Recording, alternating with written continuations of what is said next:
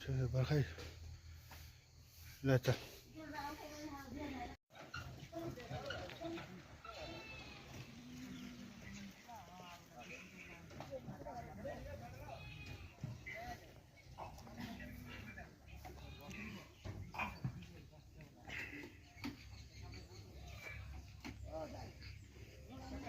ल आज हामी यो रतुवा खोलामा छौँ।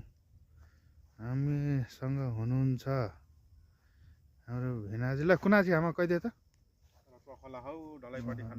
ढलाइपाटी खाना आएको रतुवा खोलामा छौँ। तपाईँहरूले यो रतुवा खोलाको मनोरम दृश्यको अवलोकन गर्न सक्नुहुन्छ। ठ्याक्कै पिकनिक स्पट यो के टापु नै कि बस